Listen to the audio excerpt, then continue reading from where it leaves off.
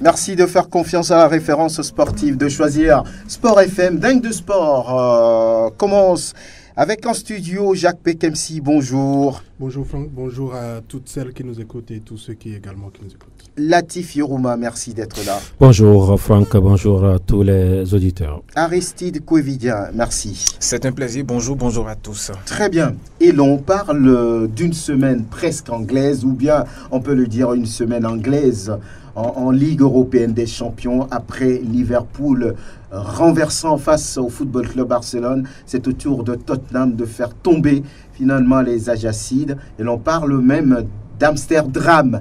Voilà, par rapport à ce qui est arrivé à ce club qui mène 2-0 et après qui s'écroule 3-2 grâce à Lucas Moura qui ne mourra jamais finalement. Latif Yorouma, vous qu'est-ce que ça vous fait aujourd'hui de voir que le football ou bien dans ce jeu, dans cette discipline sportive, rien n'est précis, rien n'est définitif, tout peut basculer à tout moment?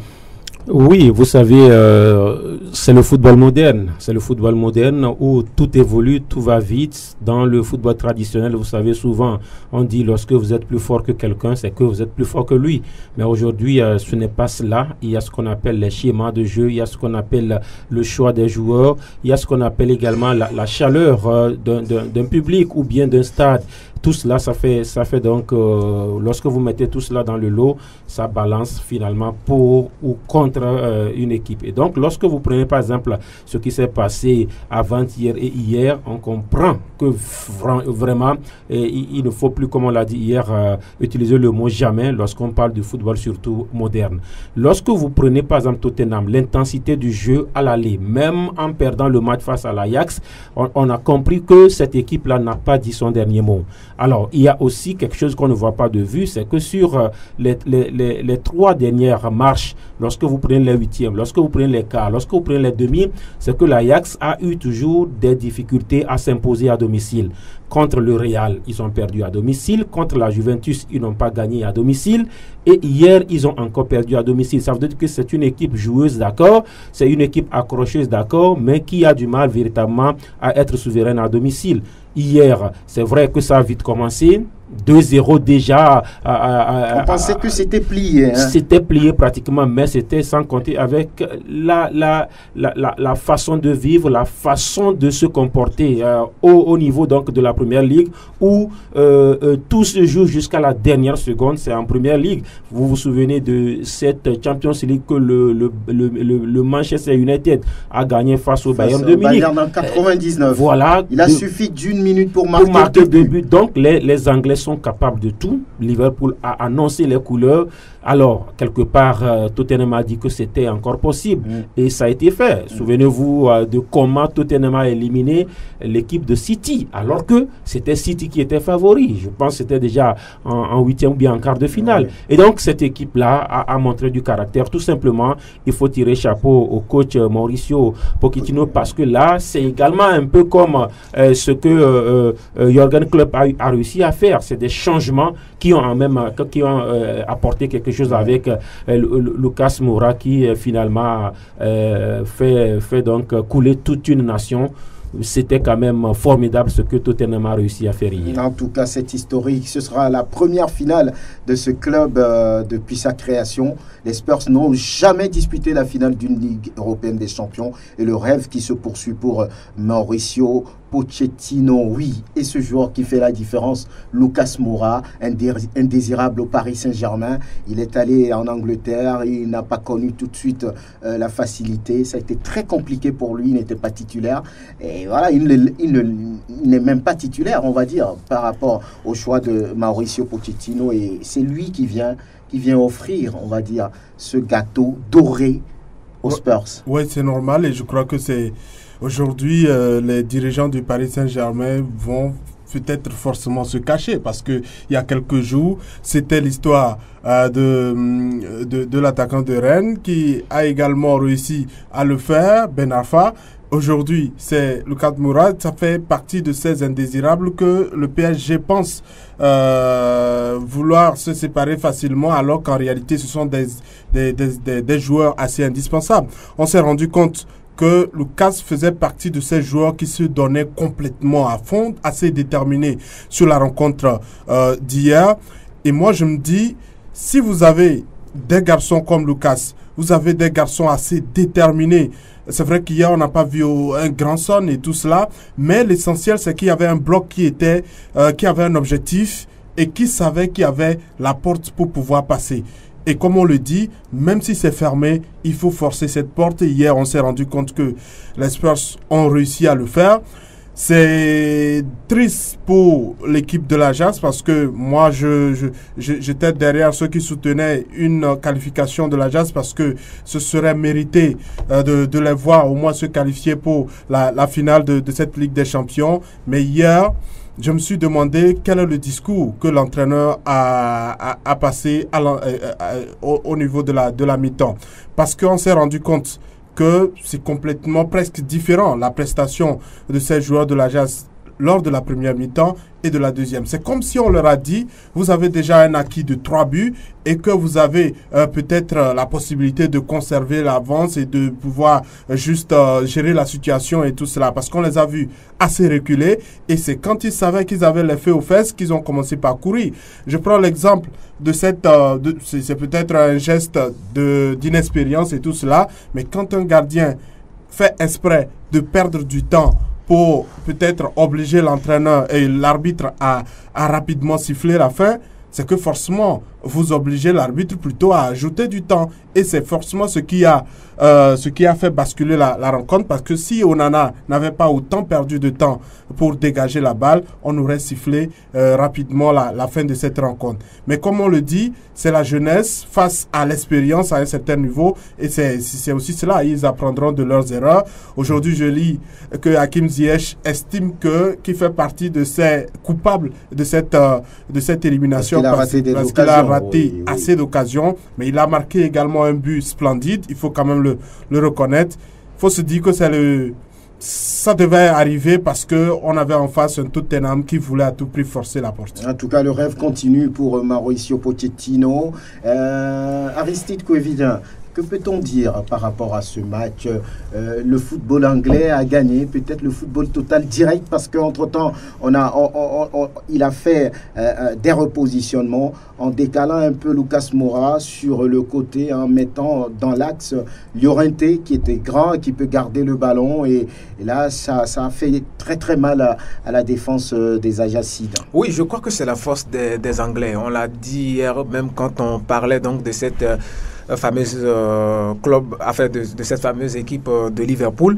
Je pense quand même que c'est le football total, le football version club, à la manière anglaise qui est aujourd'hui d'actualité, surtout avec cette équipe de Tottenham. Qui aurait cru que hier même aux alentours de 22h, les supporters donc de l'Ajax allaient peut-être regretter, n'est-ce pas, cette défaite. Ça veut dire tout simplement que le football a ce qu'on appelle ses propres réalités.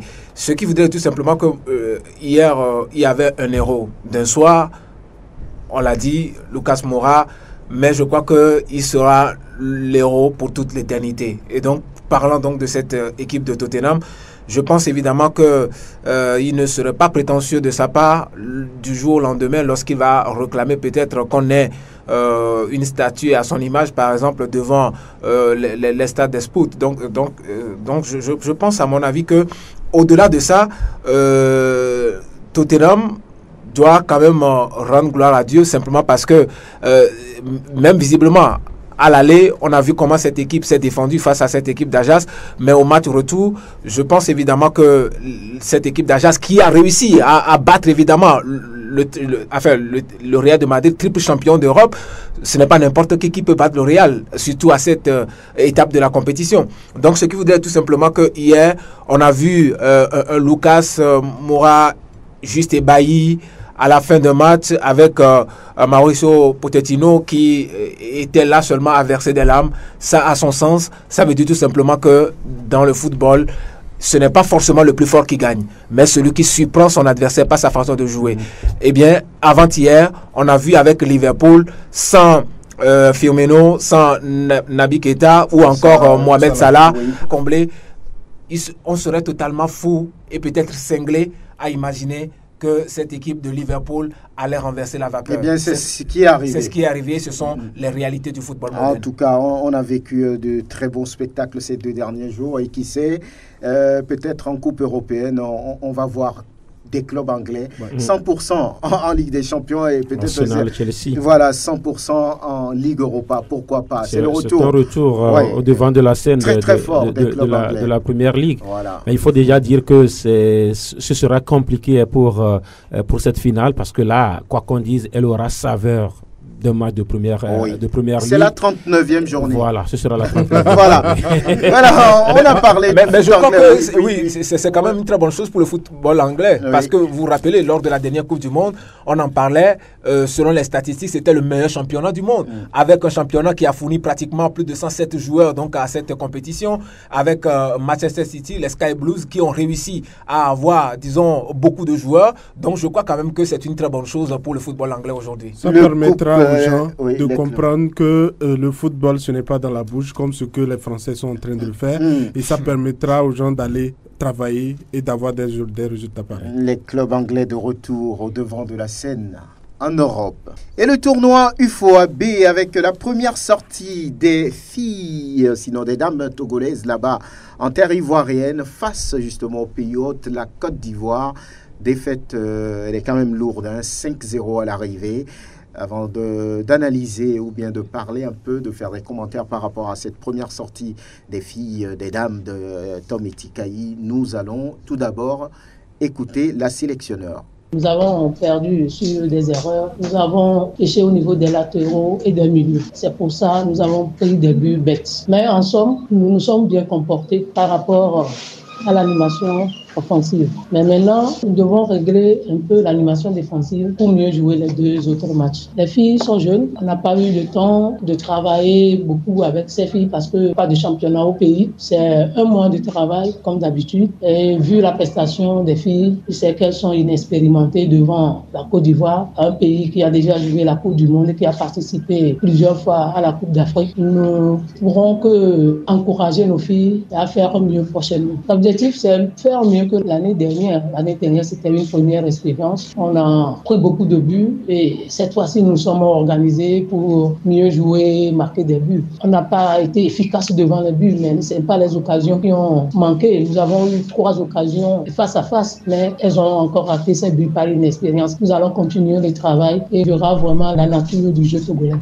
Et voilà, Tom Etikayi, après la première sortie des éperviers dames face à la Côte d'Ivoire, 5-0 à l'arrivée. L'objectif, c'est de toujours faire mieux que l'année dernière, mais on a comme l'impression que ça commence mal. Oui, et puis bon, dans l'analyse de Tom Etikayi, la sélectionneur, heureusement qu'elle s'est reprise vers la fin, parce que là, au début, elle parlait des latéraux et des milieux qui véritablement n'ont pas été. Alors, l'attaque n'a pas marqué un seul but. Ça voudrait dire que c'est à tous les niveaux, la différence était à tous les niveaux.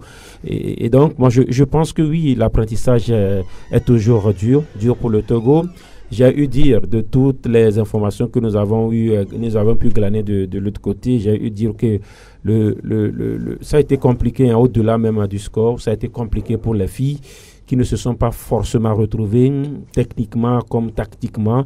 Malheureusement, la Côte d'Ivoire a été nettement au-dessus. Maintenant, on se dit c'est quand même une première rencontre. Est-ce que les filles n'ont pas pu gérer la pression? Parce que, bon, écoutez, on parle quand même d'une rencontre inaugurale où il y aura un parterre d'autorité. Souvent, c'est ce qu'on n'a pas ici. Je disais hier que nos filles n'ont pas eu véritablement ce bain de foule-là, où on n'a pas eu des autorités qui sont parties, en tout cas, donner quand même un discours à nos filles. Mais cela n'explique pas ce qu'on a pu voir hier. La Côte d'Ivoire a rehaussé son niveau.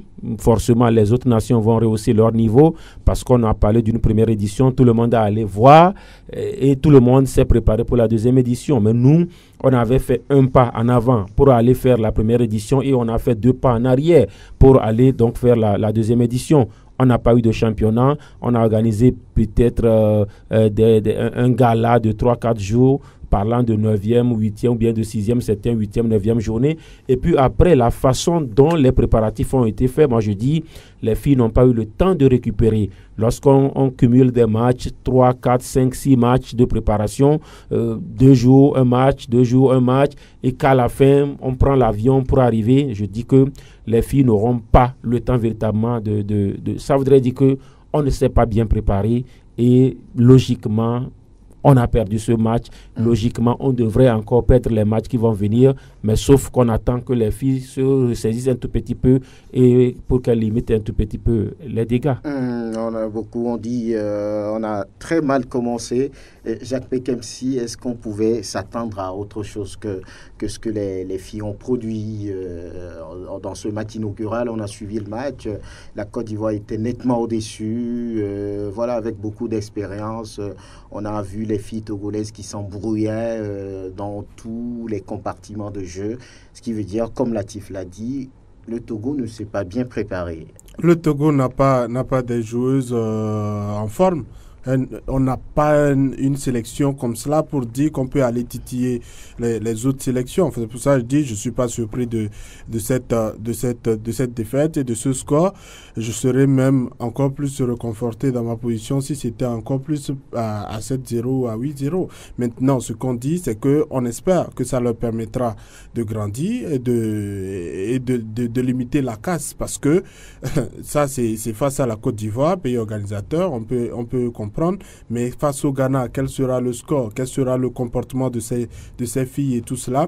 Parce que quand vous n'êtes pas aussi soudés, quand vous n'êtes pas aussi entreprenants, et même les rares occasions qu'elles ont eues, elles les ont vendangées comme on l'a vu hier. Je crois qu'il faudrait qu'elles puissent se ressaisir, et si l'entraîneur réussit à mieux cadrer les choses, elles pourront au moins limiter la casse, mais je dis que ça va être assez difficile. Déjà qu'on a annoncé que la Côte d'Ivoire a eu beaucoup de difficultés pour préparer cette compétition. Vous imaginez un peu psychologiquement. J'espère qu'elles pourront se relever de tout cela, mais ce que je dis, elles sont parties pour apprendre. Maintenant, on verra ce qu'elles apprendront et venir continuer par appliquer ici. Parce que le plus important, c'est aussi cela. C'est vrai, aujourd'hui, on va parler mal du Togo parce que le Togo est en train d'encaisser. L'année dernière, c'était la même chose. Mais j'espère que la troisième édition, la troisième participation ne sera pas comme celle-ci. On pourra au moins dire, on a appris. On a pris de nos leçons, on a pris plusieurs mois pour pouvoir nous corriger et maintenant revenir. Au moins, si on a une défaite de 2-0 ou d'1-0, on peut accepter de dire que le Togo évolue. Mais à cette allure, je dis que des gens sont partis en promenade, des gens sont partis en tourisme, et j'espère qu'ils ne vont pas salir l'image du Togo. Voilà. Aristide Kouvidian, oui. La deuxième sortie, ce sera face au Ghana. Ça ne sera pas également du gâteau. Oui, vous savez, on a l'habitude de dire à chaque fois que le football a ses propres vérités et que, bon, le résultat n'est pas connu d'avance. Mais je suis tenté tout de suite de vous dire que... Ici, le résultat est connu d'avance. Oui, le résultat c'est ce que vous voulez dire. Oui, c'est ce que je voulais dire. Donc, il n'y a pas d'exception pour le Togo. Non, mais le Togo ne peut pas gagner cette équipe. Mais pourquoi? On ne dit jamais. On ne dit jamais en football. Mais dans le football féminin, on peut dire jamais. Ce n'est pas les Spurs, pas la bande est enregistrée. Oui, de toute façon, je sais. On va couper le courant. Et donc, je pense évidemment que ça doit nous amener à améliorer les réflexions encore, parce que ça ne sert à rien de participer à une compétition si on sait que, si on sait d'avance, qu'on n'aura pas de résultats. Parce que vous savez, il y a eu par exemple le Bénin à côté qui n'a pas participé parce que le Bénin sait évidemment que il n'y a pas en tant que tel grand chose. Donc je pense que même au niveau de l'UFOA, B, vous allez voir que ce n'est pas tous les pays qui participent à cette compétition. On est obligé par exemple d'inviter le Sénégal et le Mali, je crois, qui sont les pays de l'UFOA A. Ça veut dire tout simplement que au niveau de l'UFOA B, il y a des pays qui se disent encore ne pas être, prêts pour pouvoir participer à cette compétition. Donc, je crois qu'on n'est pas forcé de prendre part à la compétition si véritablement on n'est pas prêt. Mais je terminerai toujours en disant simplement que c'est vrai, au retour, ils vont reprendre le championnat, selon ce qu'on nous avait déjà dit. Bon, quel est l'objectif? Il faudrait qu'on ait des objectifs pour tout ce que nous faisons. On l'a dit au niveau du championnat, même de première division, on a l'impression que les gens font du football divertissement. Au lieu, ailleurs, sous d'autres cieux, les gens profitent du football, du football business aujourd'hui, où les clubs s'efforcent à être toujours en Ligue africaine des champions ou en Coupe de la Confédération. Ici, par exemple, on est là, on attend la subvention de l'État, on attend, par exemple, les miettes de la fédération pour pouvoir financer nos clubs. Je crois que ça n'a pas véritablement de sens. Cette idée de Pierre de Coubertin, selon laquelle l'essentiel est de participer, je crois que c'est révolu. Aujourd'hui, nous sommes au 21e siècle, nous sommes en 2019 et il faut véritablement qu'on change les choses. Je pense quand même que Dame Kayi Tometi et les siennes ont envie de faire quelque chose. Mais elles n'ont pas les moyens. Elles n'ont pas les moyens. Voilà. Et donc, je crois qu'à l'impossible, nul n'est tenu. Oui, Prosper Agboklou, bonjour. Vous êtes arrivé en studio. Oui. La pluie vous a un petit peu dérangé. Hein. Ça fait un peu de bien parce que la chaleur ces derniers temps là, ça rafraîchit un peu. On parle justement des filles togolaises au tournoi du FOAB. En une minute, qu'est-ce que vous voulez dire après cette première sortie? Après, ce sera le Ghana et en dernière position, le Sénégal. Je crois que les uns les autres ont dit ce qu'il faut dire parce que quand on sème le vent, on récolte toujours la tempête, comme on le dit souvent. Donc, nous n'avons pas semé grand-chose. Qu'est-ce qu'on peut attendre? Autant, moi, j'ai dit, il faut prendre du recul, se préparer. Moi, à chaque fois qu'on dit qu'on va pour y apprendre, on apprend comment? En retenant les leçons, les leçons de la participation. Mais à chaque fois qu'on revient, quand on va, on joue, on revient et on dort encore sur nos lauriers. Et à la prochaine, on repart, on dit on ne fait pas d'entraînement. Les jeunes filles ne sont pas mises dans les bonnes conditions. Et on nous dit qu'on y va pour apprendre. On apprend quoi? Donc, attendons, il faut cesser de leurrer. On n'est pas prêt pour le football féminin. On n'est pas prêt pour le football. On fait quoi? Bon, on attend le moment où on est vraiment prêt. Ah bon? Oui, parce qu'il faut jouer le championnat. Si Arissi dit qu'après on va commencer le championnat, pourquoi ne pas commencer avant? Donc on va poursuivre. Oui, la suite du championnat. Bon, vous voyez à peu près. Moi j'ai même oublié qu'il y a eu de l'année dernière, qui est encore en cours. Saison 2017-2018. C'est grave. Il doit rester 2 journées, je crois. Donc ça, je crois que vraiment il n'y a pas un achevêtrement logique. Donc je crois quand même que on est tenté de dire qu'on n'est pas prêt.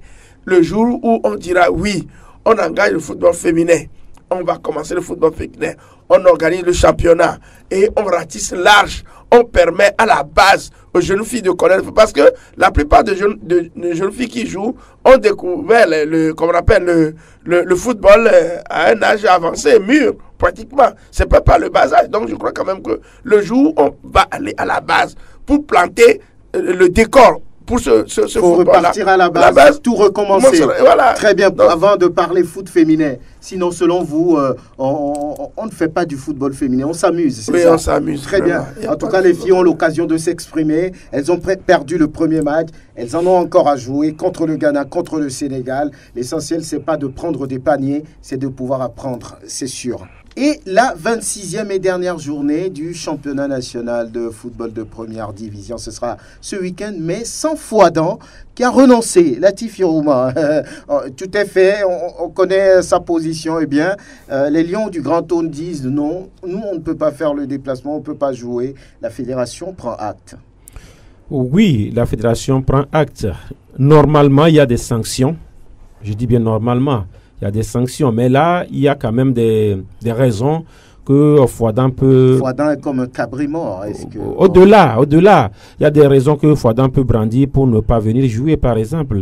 Et ce n'est pas seulement Fouadan, il y a d'autres équipes qui peuvent également dire nous, on ne joue plus. Parce que oui, il y a les textes qui sont là. Les textes disent que voilà, lorsque tu t'engages, tu vas jusqu'au bout. Et Fouadan n'est pas allé jusqu'au bout. Mais sauf que voilà, il y a aussi des engagements que la fédération a eu à prendre. Par exemple, la subvention que la fédération a fait comme promesse. mais qui n'a jamais été donc cette promesse n'a jamais été tenue. Et donc aujourd'hui, quelle est la véritable raison que Fouadam donne? Peut-être que c'est question problème de moyens. Certainement. Alors, voilà, la fédération n'a qu'à donner l'argent et puis Fouadam va arriver. Donc aujourd'hui, ce n'est pas quand même une façon d'expliquer ou bien de dire oui au refus de Fouadam, mais c'est que la fédération a prêté le flanc et aujourd'hui, plusieurs équipes peuvent dire nous on ne joue plus. Même ASK champion peut dire je ne viens plus jouer. Le deuxième, Maranatha, peut dire que je ne vais plus. Les dés sont déjà faits. Les clubs peuvent par exemple boycotter. Et la fédération va en toute sincérité brandir quel test pour par exemple ramener à l'ordre ces équipes-là. Donc voilà pourquoi on dit que de façon globale, nous avons un championnat qui n'a pas été correct. À tous les niveaux. Il y a eu beaucoup de problèmes. Il n'y a pas eu d'argent. C'est le championnat le moins financé que moi j'ai connu de toute l'histoire ou bien de toute mon expérience de championnat. C'est la première fois que moi je vois des clubs prendre 4 millions pour jouer toute une saison. Je n'ai jamais vu ça. C'est la première fois. C'est un championnat également où voilà, on dit ceci lundi, le lendemain c'est autre chose qu'on dit. On ne respecte pas les tests. On finit de jouer une saison, on n'a toujours pas le classement. Exemple de Agoua Unisport. Beaucoup de choses se passent même en première division. C'est au Togo, par exemple, je vois où un club, par exemple, écrit à une commission pour lui demander non, n'acceptez pas, par exemple, la plainte de l'autre. C'est-à-dire que c'est au Togo qu'on voit tout cela. Oui. Jacques Bekemsi, oui, Fouadam ne fera pas le déplacement sur Palimé et jouer contre Gomido, mais il y aura d'autres matchs qui restent. Oui, vous êtes tenté d'aller quelque part. On sait que non, d'abord, sur le sujet de Fouadam, moi je crois que Fouadam doit être sanctionné. Fouadam doit être sanctionné parce que du moment où vous êtes dans une compétition, si à la dernière journée, ils étaient toujours en course pour pouvoir se maintenir, est-ce qu'ils allaient dire qu'ils ne sont pas en mesure de se déplacer? Je crois que c'est parce que la situation est déjà, les carottes sont déjà cuites, c'est pour cela qu'on ne veut plus sortir des moyens. Moi, je crois qu'il faut que tout le monde soit responsable de ses actes. Il faut que la fédération également respecte également ses engagements. On ne peut pas organiser une compétition, on ne peut pas organiser une telle compétition sur toute la saison et ne donner que 4 millions à des clubs. Comment est-ce que ces clubs pourront s'organiser? Pour des clubs comme Fouadam et d'autres qui font de longues distances, je crois que 4 millions, c'est après deux journées, c'est complètement terminé. Donc, il faut que tout le monde respecte ses engagements. Comme Latif l'a dit, c'est parce que la fédération a prêté le flanc qu'aujourd'hui, Fouadam est en mesure de venir dire nous n'avons pas les moyens. Mais si par exemple... Elle n'a pas les moyens, elle donne 4 millions, vous voulez quoi? 4 millions, avant combien on donnait? Alors, ce que je dis, c'est qu'il faut qu'on puisse réussir à donner des moyens assez conséquents au club qui peuvent quand même leur permettre d'être assez... de ne pas sortir de tels arguments. Parce que normalement, si vous donnez de l'argent à votre enfant, le matin, il ne pourra plus vous dire « Ah, je n'ai rien mangé ». C'est comme cela. Mais aujourd'hui, Fouadam le dit, mais moi, ce que je dis, c'est qu'il faudrait qu'on puisse également sanctionner Fouadam. Oui, en tout cas, la dernière partie de la réponse du secrétariat de la fédération est dit, néanmoins, vous devez vous mettre en conformité avec les stipulations de l'article 84, alinéa 2, des règlements de compétition 2018-2019. Un club déclarant forfait pour un match à disputer sur le terrain de son adversaire verse à celui-ci une indemnité égale à la moyenne des recettes nettes réalisées sur le terrain de son adversaire au moment du forfait. Voilà, et c'est logique. Oui, c'est logique. Oui. Maintenant, il faut également que ces présidents de club également soient fermes sur certaines choses. Mais du moment où vous n'avez pas eu de subvention et vous ne dites rien, vous avancez dans une compétition, à la dernière minute, ne dites pas que vous n'avez pas les moyens. Allez jusqu'au bout. Si vous vous taisez, c'est que nous, observateurs, on se dit que peut-être des gens ont été appelés après et qu'ils ont pris des moyens ou bien qu'ils disposent. Fouadam doit jouer. Il doit jouer. Ça ne dépend pas du fait qu'il soit déjà en D2 ou... Oui, ils doivent jouer. Ils doivent jouer. Oui, quelques secondes. Oui, les autres pour, je voudrais souligner quelque chose. Vous savez que dans cette saison, dans ce championnat-là, saison 2018-2019, un club a déjà eu des problèmes avec son bureau et a écrit à la fédération comme quoi il ne pourra pas jouer. Je ne sais pas si vous vous souvenez. La fédération, je crois que c'est avec ASCO que ça s'est passé, où ASCO a écrit comme quoi ils n'ont pas de bureau, ils ne pourront pas jouer. Et la fédération a dit oui. Et ce match-là n'a pas été joué. Et donc aujourd'hui, Fouadon a écrit. Fouadon n'a pas attendu, par exemple, la veille pour dire, même si on trouve que ce n'est pas bien, parce que voilà, que Fouadon n'est plus mathématiquement en course, que Fouadon refuse de jouer. J'ai dit en amont que lorsque vous vous engagez pour commencer une saison, c'est que vous la terminez. Mais là, la fédération prête les flancs. Voilà, une équipe dit, mon bureau n'est pas là et donc je ne peux pas jouer, comme si c'est les licences qui ne sont pas là. Aujourd'hui, Fouadon a écrit aussi, comme quoi, voilà, ils n'ont pas d'argent, ils ne peuvent pas jouer. Oui, et Prosper, est-ce que cette 26e et dernière journée vous tente Oui, il y a aussi le respect aux spectateurs, aux aficionados. Vous savez, le spectacle n'est pas... Le football, ça se joue, il y a aussi le spectacle. Et à chaque fois qu'une équipe rentre sur le terrain, il a derrière lui la passion. Il draine derrière elle la passion. Donc je crois que au-delà de l'aspect, je dirais, sportif, il y a aussi le spectacle qui sous-tend. Dimanche, les gens veulent voir du match à Kwalimé, que ce soit avec Fouadon ou d'autres équipes. Finalement, il n'y aura pas match. Il n'y aura pas match, donc ce qui veut dire qu'il y a une partie donc, du droit des supporters qui est brimé. Donc là aussi, il faut quand même qu'on voit ça. Donc chaque équipe doit comprendre cela. Maintenant, revenant à l'aspect sur lequel Jacques et on sont revenus, c'est vrai, au niveau de la fédération, on ne sait pas comment est-ce que les choses se passent parfois, qu'on comprenne certains et d'autres, on ne les comprenne pas. On voudrait tout simplement que la fédération sache qu'au-delà de tout ce que nous disons, il y a l'image qu'il faut préserver. Et cette image, la fédération elle-même doit faire son image. Et ça dit que c'est le respect des règles dans leur entièreté. Vous voyez à peu près, lorsque il y a des questions qui viennent sur lesquelles on ne trouve pas de réponse, il y a des questions qui tentent donc au public de pouvoir trouver des solutions, de se poser des questions. J'ai l'impression qu'au niveau de la fédération même, il y a un problème qu'il faut vraiment régler.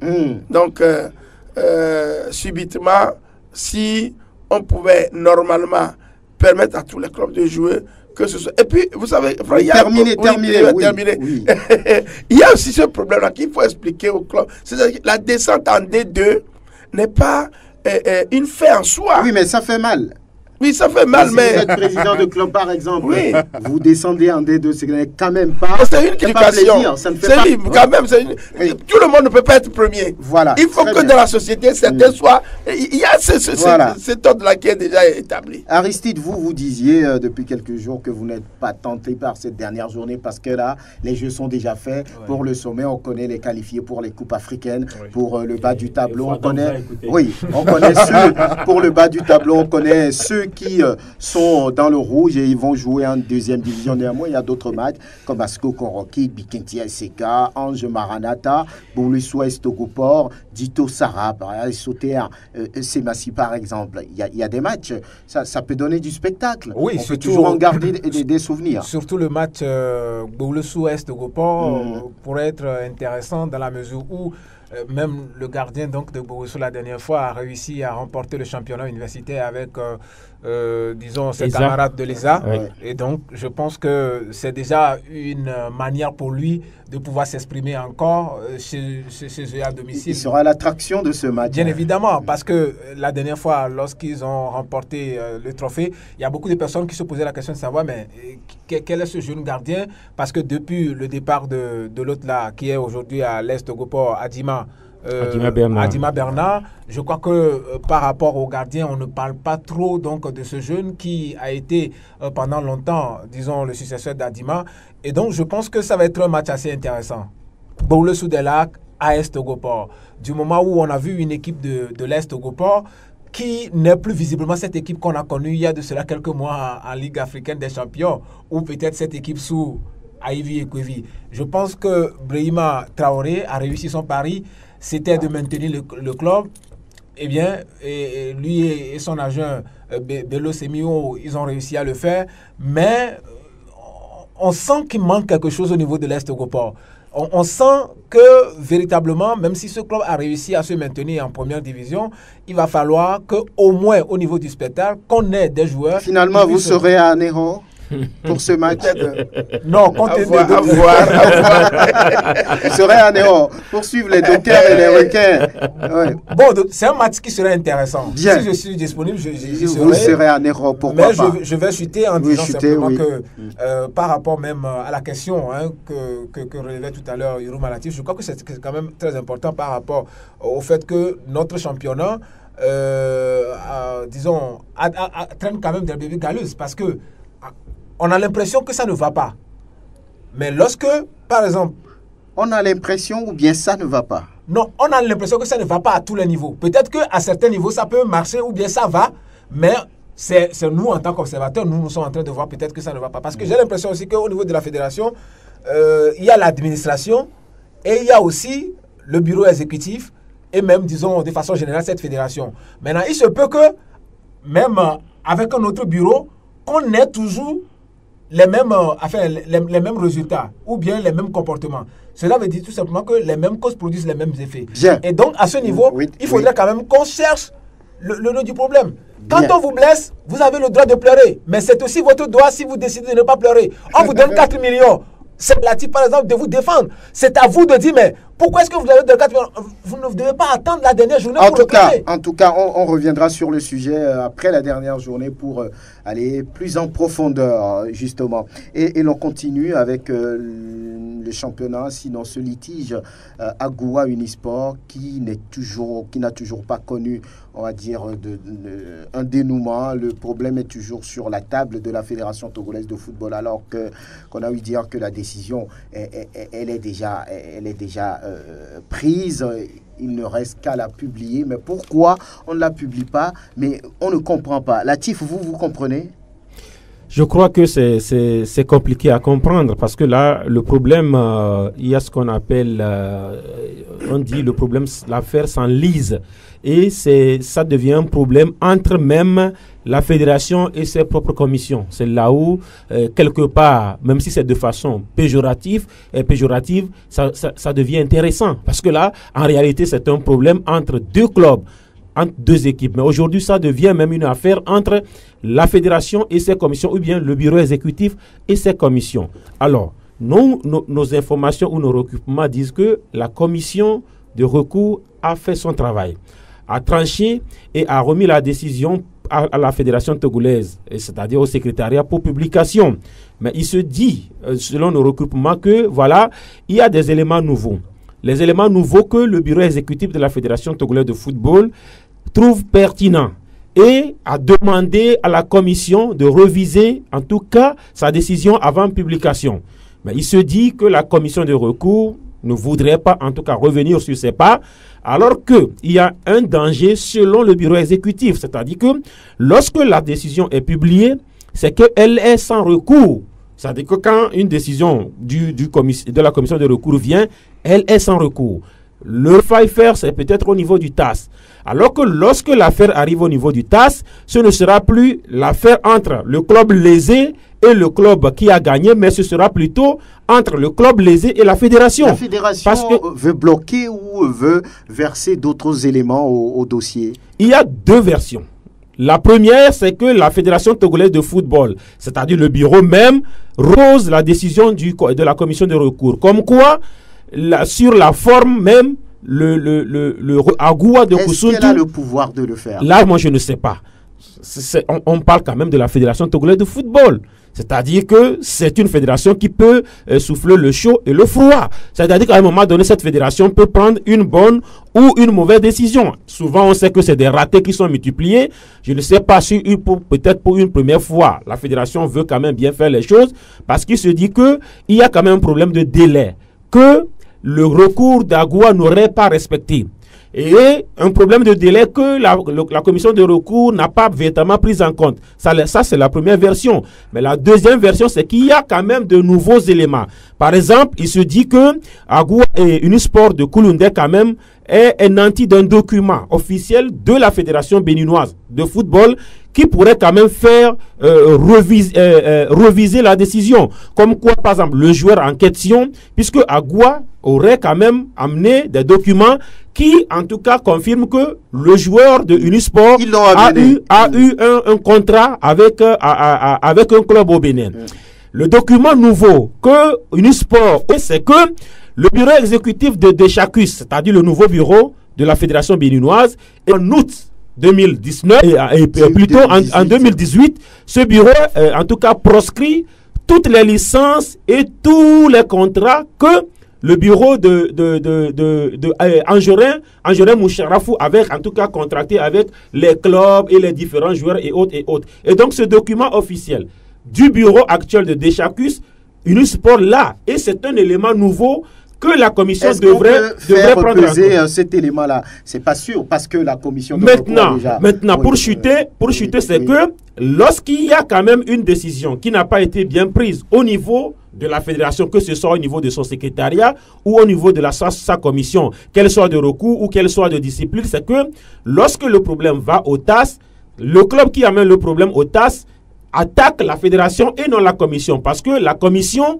qui a pris la décision prenait la décision au nom c'est-à-dire de la Fédération togolaise de football. Et donc, le bureau exécutif de la fédération voudrait en tout cas retirer au clair la décision pour que celle qui sera publiée soit quand même la décision idoine. Donc, voilà un peu la situation, elle est floue, totalement floue. Moi, je dis, il faudrait quand même qu'un jour, que cette décision sorte. Quitte au club quand même qui se sent lésé peut-être de continuer l'affaire, peut-être au niveau du TAS, mais il faudrait quand même que la décision sorte. Voilà, selon les recoupements, la commission a donné raison à Agoua, il faut dire les choses par leur nom, mais il reste tout ce que Latif vient de dire et ça fait traîner la décision alors que la fin de saison, c'est pour très bientôt. Et pourquoi chaque fin de saison, on doit pouvoir faire face à ces situations, à ces difficultés, à ces litiges, à ces contentieux qui n'en finissent jamais, Prosper?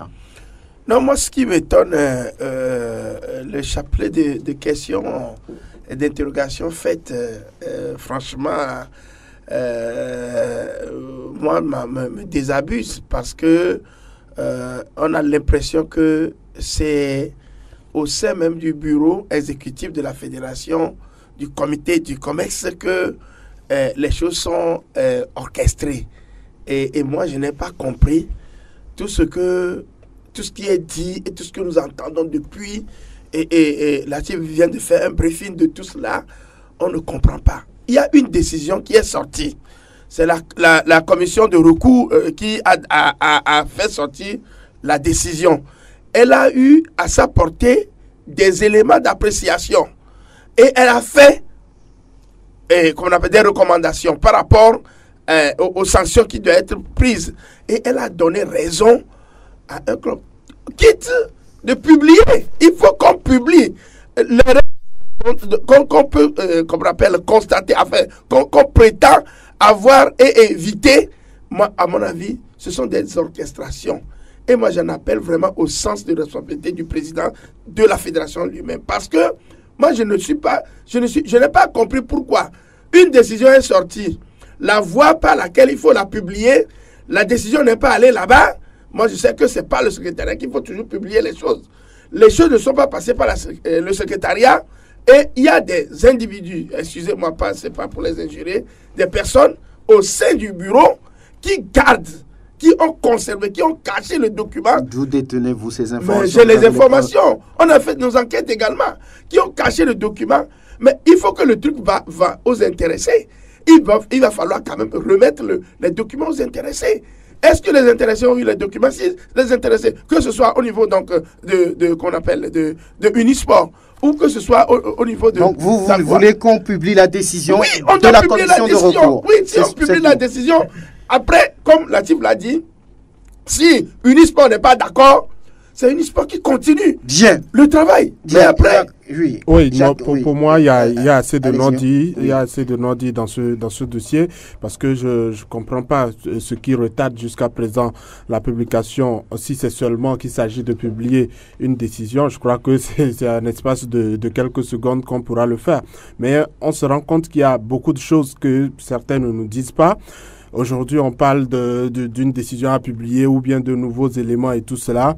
Les éléments étaient où quand la commission travaillait? C'est aussi cela. Moi, ce que je dis, c'est qu'il faut que la fédération fasse tout pour nous éviter ces histoires de consensus, ces histoires d'apaisement, parce que ne soyez pas surpris que dans cette histoire, on puisse même demander à l'Étoile filante de venir être 4 pour monter, parce que tout est possible. Bon. Oui, on peut dire, ok, comme il y a difficulté pour pouvoir trancher la chose, Agua et puis Unisport monte. On est proche de cette oui, cette solution. On est proche. Ce sera absurde. C'est triste, mais c'est ce à quoi des gens sont en train de tendre. Et moi, j'espère qu'on ne va pas arriver à cela parce que ce sera vraiment dommage pour le football togolais. Aristide, vous, que voulez-vous dire? Non, mais vous savez, dans la vie, je pense qu'on ne peut pas demander à une justice d'être équitable. La justice doit être juste. Ça veut dire quoi? Ça veut dire tout simplement que lorsque vous allez ou lorsque vous amenez une affaire devant une juridiction, vous n'allez pas demander à la juridiction d'être équitable parce que, oui, il y a eu telle personne entre-temps qui a eu raison, après on est parti en recours, il y a eu telle ou autre personne aussi. Allez droit au but parce que vous n'avez pas beaucoup de temps. Cela veut dire que il y a déjà les sanctions. Vous commettez telle faute ou vous êtes en infraction, voilà les sanctions. C'est clair comme de l'eau de roche. Et donc, dans ce sens, il faut être juste. La justice doit être juste et appliquer ce qui est dans les textes. On ne va pas demander, par exemple, à la justice d'être équitable. C'est-à-dire, à la justice... En clair, vous dites que la décision doit être publiée. La décision doit être... Est-ce que on doit chercher de midi à 14 heures avant que cette décision ne soit publiée ou est-ce qu'on doit faire venir le pape de Rome pour que cette décision soit publiée? Non, mais écoutez, ça veut dire que si il y a blocage, c'est que quelque part, bon, les gens ont leurs intérêts en jeu. Les gens veulent que Unisport rentre en première division parce que c'est leur club. Les gens ne veulent pas également que Agua tombe parce que c'est leur club. C'est aussi de cela qu'il s'agit. Quand les responsables viennent se mettre dans certaines décisions, c'est ce à quoi on va tendre. Et je dis, on risque de faire monter 4 clubs, juste pour pouvoir faire plaisir aux gens d'Unisport et aux gens d'Agua. Je pense même qu'à ce niveau, si les gens ne veulent pas s'attendre, bon, nous on est là, on va faire un tirage de sort. Ah bon? Oui. Très bien. On fera monter. Heureusement, c'est le football togolais. Chaque année, il va falloir faire face à des difficultés. On ne veut pas respecter les tests. On verra bien si on repartira encore à la saison prochaine au lieu alors qu'on vient de disputer un championnat à 14. Voilà, un pas devant, 2 derrière. Il y a aussi une affaire absurde. Lorsque vous prenez par exemple l'affaire OTR Koroki, moi j'ai lu un courrier de l'ASOTR qui par exemple demande à la commission de recours, j'ai bien lu le courrier, je peux vous faire même lire le courrier, un courrier de l'ASOTR qui demande à la commission de recours de ne pas prendre en compte les éléments que Koroki a versés. Mais est-ce qu'il leur appartient de faire ça? C'est bizarre. C'est parce qu'ils ont la porte ouverte qu'ils le font. Merci Jacques Pekemsi, merci Aristide Kovidien, Latif Yoroma, Prosper Agouklou et Loma Dovon, Anas PM. À bientôt.